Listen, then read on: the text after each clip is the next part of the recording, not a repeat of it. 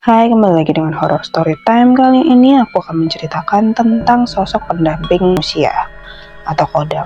Semoga cerita ini bisa menjadi wawasan buat kalian yang awam sekali dengan kodam. Atau bisa jadi kalian punya kodam tapi nggak tahu kalau di dalam diri kalian itu ada kodam. Seperti biasa, nama dalam cerita ini sudah disamarkan.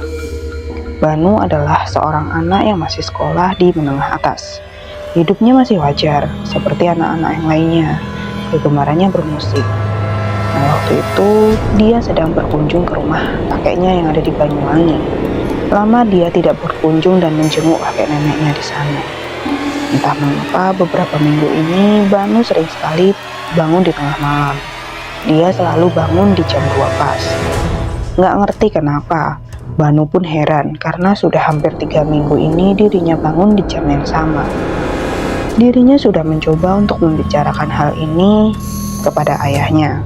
Namun ayahnya hanya berpikir bahwa Banu sedang kelelahan saja, mungkin banyak pikiran dan tugas-tugas yang ada di sekolah. Sementara itu, Banu tetap tenang dan tidak membesarkan masalah itu. Hanya saja Banu sedikit kesal karena dirinya selalu bangun di jam 2 pagi itu. Singkat cerita, saat itu Banu sedang berada di lapangan sekolahnya. Dirinya terdiam dan melihat kiri dan kanan seperti orang bingung. Banu heran, kenapa hatinya gelisah terus-menerus. Akhirnya dia pergi ke kantin. Dia membeli minuman dan mencoba untuk menyegarkan tubuh dan pikirannya kembali. Entah tiba-tiba sebuah bayangan seseorang yang akan kecelakaan muncul dalam pikirannya. Di dalam pikirannya terlintas wajah Neno, teman sekelasnya. Banu dengan sekuat tenaga berlari menuju ke kelas. Di sana terlihat Neno yang sedang berbincang santai dengan teman-temannya. Dengan nafas yang terengah-engah, Banu berjalan ke arah Neno. "Ngapain sih, Nuh? Nggak jelas arek iki," ucap Neno sembari tertawa melihat tingkah anehnya si Banu. Banu memandangi Neno dengan sangat lama. "Tak kira mati awakmu, Nuh. Paling luwe aku dadi mikir sing aneh-aneh," ucap Banu saat itu sambil tersenyum. Neno semakin bingung dengan perkataan Banu saat itu. Kemudian kejadian itu berlalu. Saat pelajaran di kelas, Banu semakin pusing dan badannya terasa panas dingin meriang. Kemudian tatapan Banu menjadi sedikit menegangkan lantaran dia melihat sosok berjubah hitam berkepala harimau sedang berdiri di depannya. Banu langsung kaget dan menjerit. Teman-temannya spontan langsung menoleh kepadanya. Bu Ina yang saat itu sedang mengajar hanya bisa mendengus pelan dan menatap ke arah Banu. Banu hanya bisa terdiam. Waktu pulang pun telah tiba. Banu menggendong tas hitamnya keluar dari pagar sekolah. Pundaknya kala itu sangat berat sekali. Entah kenapa sosok berjubah hitam itu tadi tiba-tiba muncul dan mengagetkan dirinya. Saat dirinya sedang asik berjalan santai, tiba-tiba dari belakang dirinya didorong sesuatu yang sangat kuat. Ternyata sosok berjubah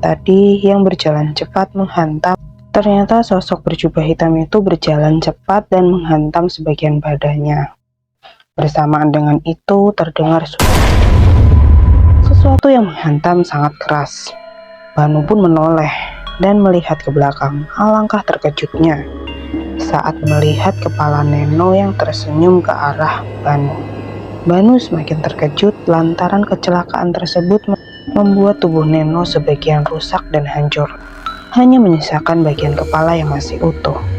Banu pun pulang dengan menyisakan duka yang mendalam. Neno meninggal di tempat. Ibunya yang melihat Banu lesu sangat khawatir dan menanyainya, "Kamu kenapa, Le? Kok wajahnya pucat sekali?" tanya ibunya khawatir.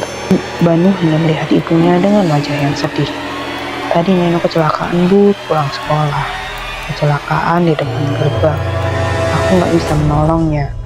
Ibunya kaget mendengar kabar tersebut. Dia langsung mengambilkan segelas air putih dan menyuruh si Banu untuk minum. Akhirnya singkat cerita Banu sedang sholat maghrib. Saat sujud terakhirnya, dia mendengar seseorang yang ikut sholat di belakangnya. Banu hanya membatin dan dia masih berkonsentrasi dengan sholatnya. Hingga selesai sholat, Banu pun mendengar suara laki-laki berkata, "Amin," yang ada di belakangnya.